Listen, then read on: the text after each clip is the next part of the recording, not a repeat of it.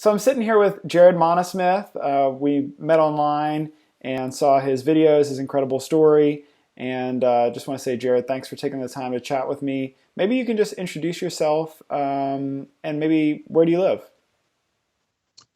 Well, my name is Jared Monesmith, and I am 32 years old, and I live in Marysville, Washington, which is located about 35 miles north of downtown Seattle, Washington. Awesome. And kind of just to get straight into it, in your first email you sent to me, this is a quote from you. It says, in April 2012, I was 465 pounds and had a plethora of obesity-related diseases. I was depressed, could barely walk, and life was miserable. I adopted a plant-based vegan lifestyle, and within 10 and a half months, I dropped 255 pounds, which that's crazy in itself. I Yeah. went from barely being able to walk to now running a 7-minute mile. I cycle and weight train 6 days a week. I'm currently working on becoming a personal trainer. I weigh 210 pounds and have a clean bill of health. Can you talk about life was like at 465 pounds and maybe what those obesity-related diseases were? Yeah. First and foremost, I got to say, I've never heard anybody speak back my story. So it's really weird to hear you say that. It was really weird. I almost got chills there for a second. Yeah, okay. Life before now. Like you said, I was 465 pounds. I suffered from depression. I had sleep apnea. I had high blood pressure, high cholesterol. I had type 2 diabetes. I had a long list of health ailments, and I wasn't living much of a life. I was pretty much bedridden. Walking up a flight of stairs was difficult. Everything in general was difficult. Finding clothing, going to social gatherings, being around family, around friends, just being in the public eye was just really difficult. I didn't realize how held back I was physically and mentally until the weight was gone. I was really a very unhappy, very angry, unhappy individual for 29 years of my life because I was overweight from the time I was a little kid up until I was 29 years old. And so just as of recently, I'm really starting to come out of my shell and really discover who I really am because I'm no longer that person anymore. Awesome. And what do you see looking back was the path for you that led to you becoming 465 pounds? It's a tough question to answer because for as long as I can remember, I've always been big. Ever since I was like 5 years old, I was always the heaviest kid in class. I weighed 210 pounds when I was 10. I was 270 pounds when I was 12. And so I was always big. I I never learned proper eating habits. I don't want to put the blame on anybody, but from a very young age, I was never told, no, stop, you've already had enough. I just kept eating and eating and eating. And even though I played soccer and I was involved in some team sports and stuff, the weight just seemed to constantly get piled on every year. So when I graduated high school, I was 340 pounds, and I was, like I said, I was always the biggest person in class, in school. Everywhere I went, I was always the big guy. And so the beginnings of it, it's always been that way. I was always that person. And I think in an email you talked about people putting you down, bullying you, teasing you, feeling worthless growing up. Can you maybe share a little more about that and how those things affected you mentally, how they maybe made you feel about yourself? Sure, absolutely. I my personality and who I was and who I thought I was, my self-esteem, everything was very much dictated by how others treated me. I was, like I said, I was always overweight from the time I was a child. So everybody treated me that way. I was, constantly teased, constantly being put down by my peers, like teachers, everybody had a hand in that. So I never really grew up with a really positive image of myself. It was something that I really had to learn on my own. I really had to, let that old part of me go and learn who I am now. But the bullying and the teasing was really bad. And I know that a lot of kids get bullied. A lot of us have been bullied and teased and put down for something, whether we're too tall or too short, big, skinny, whatever. For me, it was really bad. I remember being a kid and going home and, it's almost embarrassing to say this, but I would go home and I would cry to my mother being, 10 years old, 11 years old. And when I was 10, 11 years old, I actually wanted to take my own life. It got that bad, Jason, to where like, my mom, who was a single mother for years, and she couldn't pull me out of school and put me in a different school. That wasn't going to happen. I had to deal with what was going on, and I was told to speak up and defend myself, but also I had this fear. I always had this fear of speaking up and defending myself because I always felt so worthless. You know what I mean? And so it took a lot of it's taken a long time for me to really like come out of my shell and to rid myself of that person that I once was, to realize that that's not who I am. It's not how others perceive me that matters. It's how I perceive myself. Like my opinion is the one that really truly matters.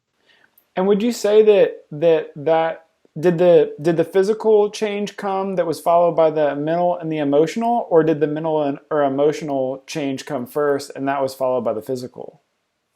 Yeah, that's a big one right there. I lost the weight. I lost 250 plus pounds in 42 weeks, basically, right? 10 and a half months. That's a very quick amount of time. I mean, that's faster than most of the people on like Biggest Loser and all these shows you see of people losing a lot of weight. And so mentally, I almost could not keep up with my weight loss. It was happening so quick. It got to a point where I was with a friend of mine. We were hanging out one day, and he's like, dude, he goes, how many pounds per day do you think that you're losing? And there was a point where I was losing 1.7 pounds per day on my plant-based lifestyle.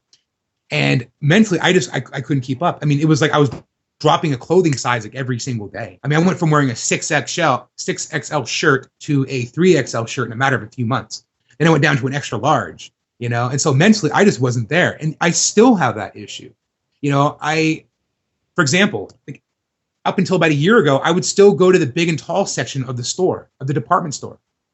I would still look at clothing and want to try on clothing that's 2-3 sizes bigger than I am because I was that way for so long. And, there's, and on the same topic as mental and emotional, when I look in the mirror, I still see that 465-pound person all the time,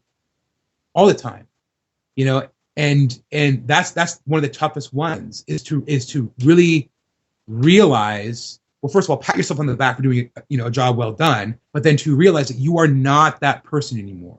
You are 465 pounds anymore. You are not unhealthy. You are an average guy now. Like I worked so hard just to be average, and it really wasn't until recently I really started to really embrace that.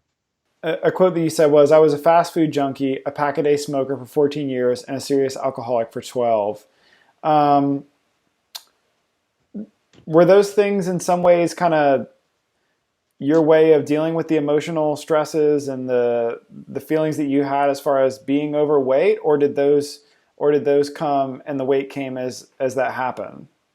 They were all really intertwined together. But I say in the very beginning, obviously food was my main crutch. That was my main addiction. That was just a vicious cycle of depression, eat, get more depression, repeat over and over and over again, right? Like I'm overweight, therefore I'm going to eat, I'm going to get bigger, I'm going to get depressed, and then I'm going to eat some more, right? The alcohol came right around the age of 19. And I went to a couple parties in high school, and I moved out of my parents' house when I was 18 years old, and I went to a couple parties here and there, but I was always the person who never drank. I never had a desire to. And right around the age of 19 or so is when I really had my first drink. I really started to really experiment with it, and I was hooked. Like I loved it. I didn't have to be me. I didn't feel held back by my self-esteem. I stopped. I didn't care what anyone thought of me when I was drinking, and that became the addictive component of it. It was an escape of who I was. It was an escape of my current reality. And it happened fast for me. I mean, I went from having just a few drinks my first time to within a year, I was drinking between 12 and 18 drinks a day. And I remained there for 11 years. It got to a point where I was drinking almost a fifth of whiskey a night. And I was, and smoking started around the age of 12, and that continued on until I was about 26. So yeah, I was eating tons of horrible food, tons of fast food, greasy, fattening, artery clogging food. I was smoking over a pack a day. I was drinking like a fish. So the fact that I'm even alive today is almost like, I almost feel like I should really count my blessings. I feel like my friend called me a walking miracle. He's like, dude, I don't know how you're alive and how you're thriving, man, but you're doing it. So That's awesome. Well, I'm glad you are, and we could have this conversation. and about to celebrate 21 months of sobriety. So I'm feeling great about that. And I have no desire to go back. These last 4 years since my transition has just been a big awakening for me. It's just been a huge, what's the word I'm looking for? It's been life altering. I had no idea that by me just changing my dietary habits, by me just implementing good food and taking out bad food, what it was going to do for me over the course of these last 4 years. No desire. I had no idea it was going to do that. Well, congratulations on all those things and on the 21 months as well. You mentioned a few times that you were actually worried about dying at your previous weight. Why was that? Why were you so concerned about death being right around the corner? First and foremost, my father passed away when I was 9 years old. He had a heart attack at the age of 46. He died way prematurely. And he was a average built guy, I guess, little heavier muscle tone than most guys. He worked out fairly consistently, but he also ate really poorly, and he stressed out a lot. And he was in Vietnam War, and he had a lot of stress, and he had post traumatic stress disorder, and it was a combination of just health ailments that I think caused his early demise. And being at 29 years old, I saw that kind of on the horizon. And, and truthfully so, my doctors were telling me, for the 10 years prior, up until I transitioned, that you're on a fast train to, poor health. You're not going to have too many years. You don't see too many people that are 400 plus pounds that are living in their 70s and 80s. It's just not happening.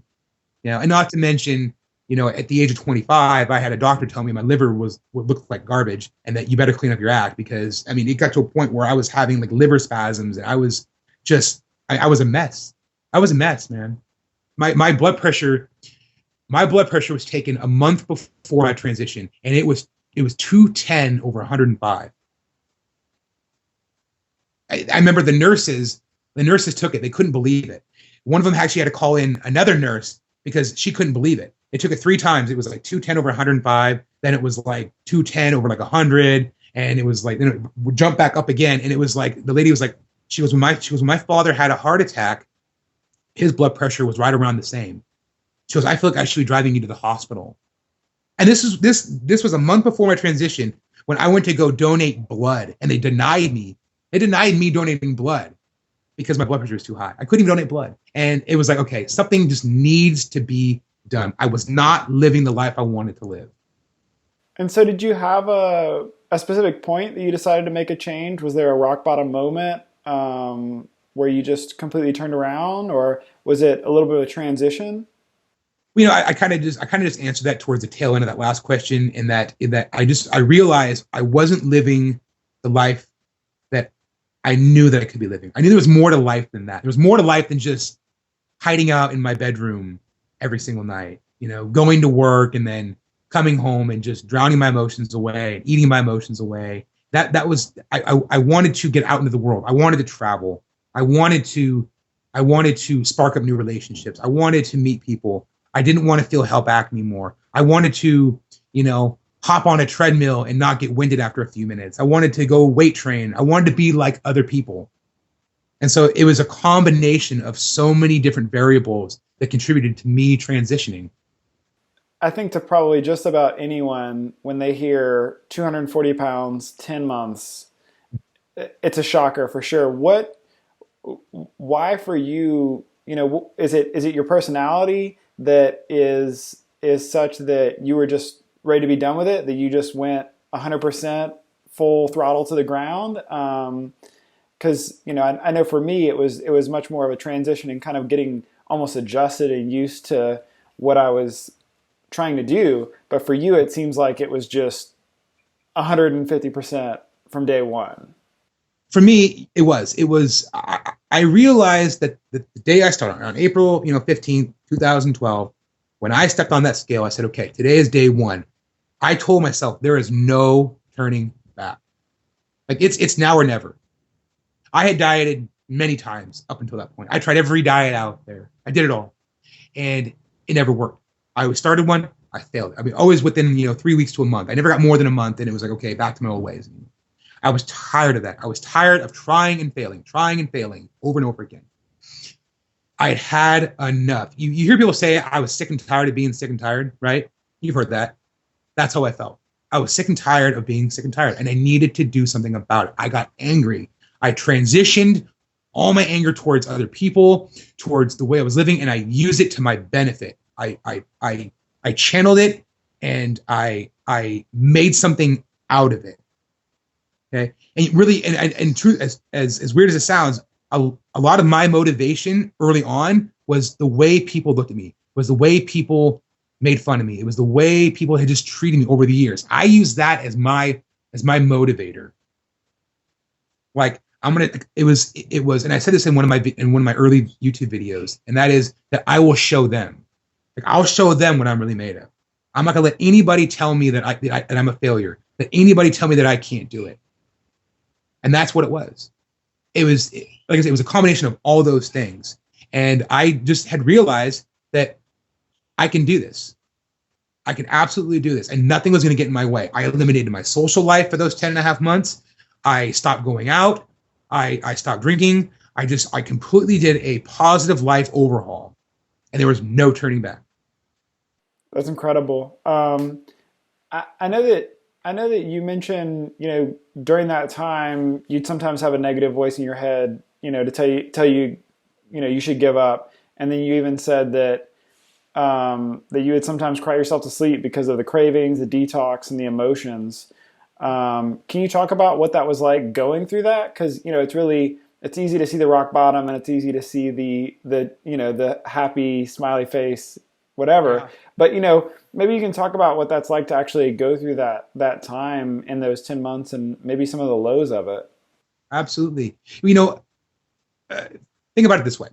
I went from eating 5,000 calories a day of, fast food and just, alcohol and processed foods everywhere, all the time. I was just eating all the time up until, I'd eat in the middle of the night. I'd get up and eat. So I go from living that way to eating 3,000 to 4,000 calories a day of fruits and vegetables. Right. So my body was like, whoa, what's going on here? And so, yeah, I had some really intense cravings. I mean, there was, like I said, there was a time where I'd be laying in bed and I couldn't even sleep. I was so restless. I remember like the first week or so, I think I probably maybe slept a total of probably 20 hours in that 7-day period. I just could not sleep. It wasn't that I was hungry. Because I was eating enough calories. I was eating 5 meals a day, and I was eating, 3,000 plus surplus of calories. It's just that I just wasn't used to it. My body was craving what I've been giving it for so long. And so, yeah, it was tough. And emotionally it was tough because, like, I got angry. I got depressed because I was missing those foods. And so, yeah, it was very, very rough in the beginning. And, it was definitely an emotional roller coaster, that first 10 and a half months, because I saw the weight coming off. It came off quick. 50 pounds the first month, 110 in 3 months, and then the full 240, 250 in 10 and a half months. I saw my body changing. It was changing rapidly. Some people would say I almost lost the weight too fast, right? That argument's been made many times. But what I was having an issue with, and I still have an issue with, was I saw that my body wasn't retracting the way that I wanted to. Meaning the skin that the excess skin that was there during the weight loss, it didn't retract back to the body the way I wanted to. And so that emotionally was very tough for me. I thought, I'm putting in all this hard work. I'm busting my ass. I'm going to the gym 5-6 days a week. I'm doing double sessions of hour-long cardio. I'm eating 5-6 meals a day. I'm eating 100% clean. Yet here I am looking in the mirror and I am unhappy. Like, I am looking in the mirror. I'm thinking, wow, I busted my ass for nothing. And that's how it was for me. I was looking in the mirror and I was like, man, like, what a disappointment. What disappointment. And that right there took me the longest time to get over. That was the toughest part, because I had to not necessarily look at what this looks like now, but I had to put things into a better perspective for myself. And that is this, that at least I look like this and not like that anymore. Like, this is okay. That wasn't. That was not living. This is living. This is just the outside. This can be changed through corrective surgery if I really, really want to do that. I want to take that route, right? But it's what's inside that counts. Like, I'm healthy now. That's what matters. That's truly what matters. Of all the things to be concerned about, in some ways it seems like the least thing, like okay, I have the ability to live longer, to live happier, all these things. But it is something that for a lot of people, it's a huge issue. It's a fear for, not knowing not knowing what a skinny version of myself will look like. And yeah. So have you, I feel like I heard you talk about it a little bit in one of your videos, but can you talk about where you're at now with that and kind of how you've come to that point, and if you think, surgery is something that you might go with in the future, I feel like you've already thought about some of those things, so maybe you have a little bit of insight in that. Sure. I mean, how I got to my insight now on my body image, right? And it's still a work in progress. I'm still learning. I'm still figuring out, how I really feel about everything. But like you just touched on it briefly, that is that I'm healthy now. I'm going to live longer. I gave myself, and this is the one thing, this is what ties everything together, and that is that I gave myself a second chance at life. Like, I was on a fast train to death. Like, I knew I maybe had a few years left, really. If it wasn't gonna be the food, it was gonna be the alcohol. If it was going to be one or the other. I know that for a fact. Or the smoking. Something would have eventually caught up to me. And what really, really helped were my friends, my family, and my past relationships. It was a combination of all of them that really put things into that positive perspective that I have now, that, like, dude, you're okay. You look great. You're fine. You're healthy. You're not that person anymore. Like, relax. Like, this can all be corrected, And so yeah, it took a while for that to sink in, but it's starting to. And I like where I'm at now. And I know that the surgery, which I've looked into, I've gone and seen 2 or 3 different plastic surgeons in my area who are willing to do the surgery. And I know that it would just be, for me, it would just be an extra bonus in life. That's all it is. I don't need it to necessarily be happy, but it would be great. It would definitely open up some more doors for me. It would definitely open up the door for me to do things that I might not be as comfortable doing now versus if I had the skin surgery. And the thing is Jason, is I know that there's going to be scars. I know that I'm going to be left with scars all through my body because of the surgery. And I know that the surgery itself, even though it's a skin surgery, I am still risking health issues because of it. But to me, it would be worth it. To me, when I've lived my life the way that I have, and I spent those 29 years of my life letting people dictate who I was and living that, overweight, unhealthy life, that this would be, the surgery for me would be the final chapter in all of it. Like, the book would be closed on that, and I can finally really just move on in every aspect of my life, physically, mentally, emotionally, all of it. So no, obviously we've been talking about it, and other people may not be aware, but you have a YouTube channel, great content, and lots of real honest conversations with yourself and the viewers. What made you decide to do that, to start that, and to start, having some of these conversations that sometimes we have between each other, but in reality, a lot of times we only have in our own head, and actually putting that out there? Here's the thing: is I lost the weight in 2012 and 2013. I didn't start my YouTube series until July. I want to say, it was July 2014. So it was a good year until I created my first video, before I put that out there. And I knew that for about a year that I really wanted to give back. I wanted to give back to the lifestyle that saved me, that saved my life, that created this, right? And I just didn't know how to go about doing it. And so I was like, okay, wait a minute. Let's think about this for a minute. I learned a lot from YouTube. It was different YouTube videos that really got me into this. Why don't I create a YouTube series? Why don't I go out there, put my story out there, right? Tell people, show people what I've done and how they can do it, how they can apply this lifestyle to their own life and make those health changes that they're desperately seeking and wanting. And so what really got me into it was actually a coworker of mine, a buddy of mine. He was like, he's like, man, I've been hearing you for the last year talking about doing a YouTube series. We're going to do it. We're going to shoot your first video tonight at your apartment. Let's go do it. And that was my first video where he interviewed me. And that was my chance to introduce me and my story to the world. And 16 more videos came after that. And my last video was August of this last year. And, you know, I stopped recording videos. I kind of hit a creative roadblock, and my whole initial goal from the very beginning was just to get my story out there and just to kind of, you know, show what can be done and to help others. And which is why I'm not going to take down the YouTube videos. I'm still going to leave it up. People are still subscribing, unsubscribing, and viewing. And, you know, I'm just not creating content anymore. You know, I look at it this way: mission successful, mission accomplished. I set out what I was going to do, and I did it. I just put it out there. I'm there. I'm available for people to get a hold of me. If they have any questions, I'll be there to answer them, whatever. And I think you said last summer you traveled to 14 states to meet YouTube subscribers, train and help them.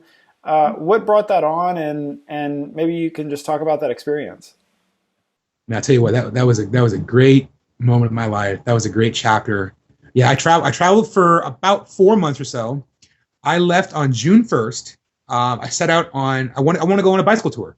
I wanted to tour a part of the United States by bicycle. That was going to be my my gift of life trip.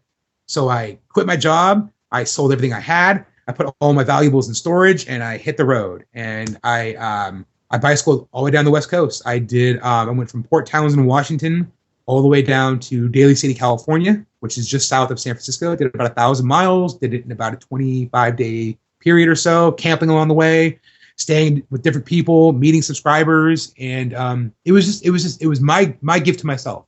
I never got to travel being overweight. Traveling was never easy. And so it was just it was a gift to myself. And I thought, okay, how can I combine my want for travel with people? I thought, okay, why don't I try to network with different people that I've been in contact with via Facebook and YouTube? And so that's what I did. I put it out there on Facebook that I'm going to be traveling, and if anybody wants to meet up, like, let me know, and I'll try to make it happen. And that's what I did. I met a couple people in San Francisco, a couple people in Oregon, and then I got into San Diego. I met some people, and then from there I just hopped on planes, trains, buses, cars, whatever, and I made my rounds. I went to Chicago, Philadelphia, New York, all the way through the South, back to Phoenix. I went everywhere, and I met just tons of great people. I got to train with people. I got to help motivate people. It's been great. In fact, one of the guys that I got to stay with in Delaware, he's lost over 100 pounds on a plant-based lifestyle. And another girl that I saw in Philadelphia, she's working out 5 days a week now. And it's great. People are making these changes, and I'm loving it. I love seeing, as much as I love seeing progress with myself, I love seeing progress with others almost even more. I do. I love seeing people thriving and being healthy and staying fit. I love it. That's awesome. So obviously, I know you mentioned your bike ride. What kind of physical activities are you doing right now? What is your, an ideal week as far as physical activity? What does that look like for you? Sure. Cycling's my gig. And, I don't know if you know this or not. I'm sure you do. But the Northwest is pretty rainy.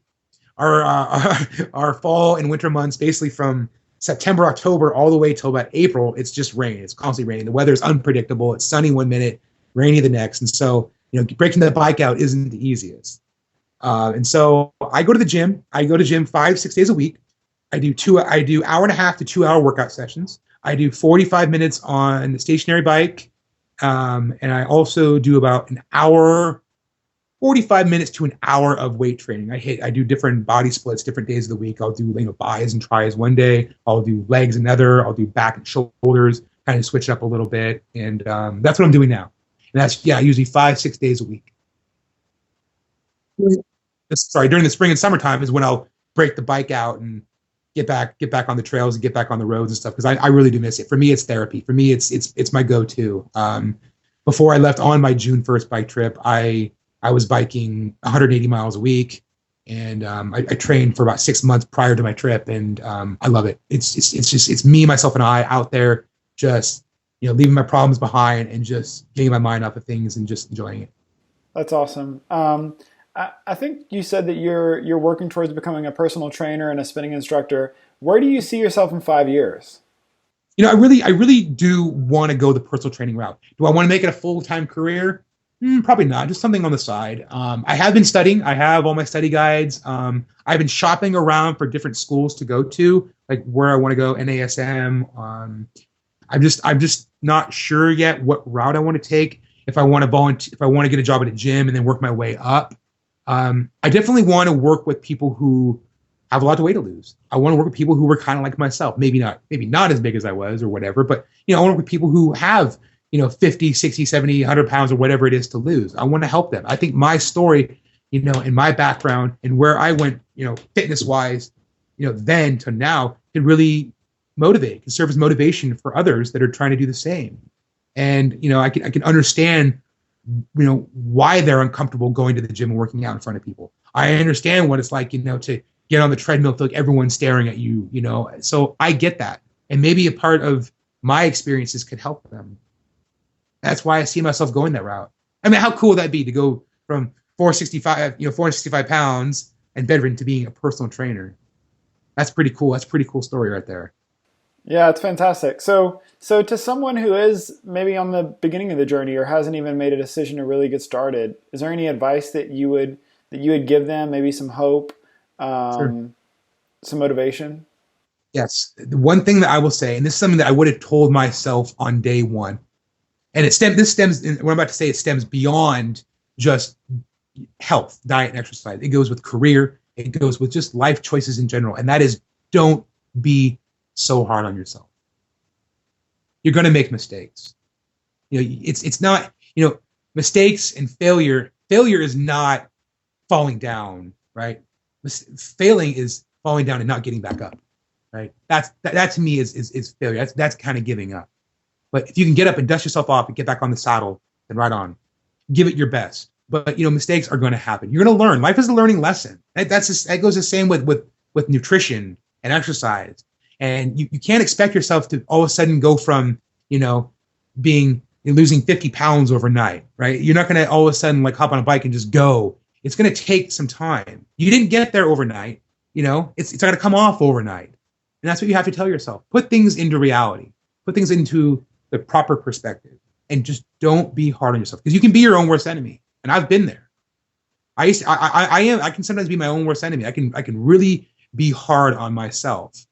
I'm sort of a perfectionist in a lot of ways. I almost demand myself to be perfect in every aspect of my life, my career, my finances, my relationships, my diet, my working out. And at the end of the day, I got to realize I'm a human being. I'm not perfect. And so that's what I would tell others. Yeah, kind of a place to end. There was a quote that you said, I think, in a video. It said, "Be of service to yourself. Give yourself the best gift you can give to yourself, and that's the gift of better health, because honestly, you deserve it." And yeah, I really appreciate those words, and I'm sure for people out there, sometimes it's easy to be hard on yourself, and it's easy to think that you don't deserve it. But the reality is that health is the best. It's the best gift that you can give to yourself, to those around you. And thanks for taking the time. I really appreciate it. And congratulations on the sobriety, on the weight loss, on everything else. And where can people reach out to you and get connected? Totally. You can find me on Facebook. That's pretty much been where I'm at, where people can get a hold of me. If you write to me, I try and always write people back. Any type of advice. I'll try to answer it the best I can. I do some YouTube stuff. People message me on there. That's great. But I also have a link to my Facebook page on each one of my YouTube videos, so people can get network with me and stuff. But that's where you can get me. Great. Well, thanks again for the time and for the inspiration. And we'll look forward to talking to you soon. I appreciate you, Jason. I really appreciate you taking the time to do this and interview me. It almost feels like therapeutic to get it out there and to really talk about it. And it's been a while. It's been, I lost the weight, 3.5 years ago now. And talking about it kind of reminds me of where I once was and where I am now, and I'm really appreciative of it. So thank you. Absolutely. All right. Well, have a great one. All right, you too.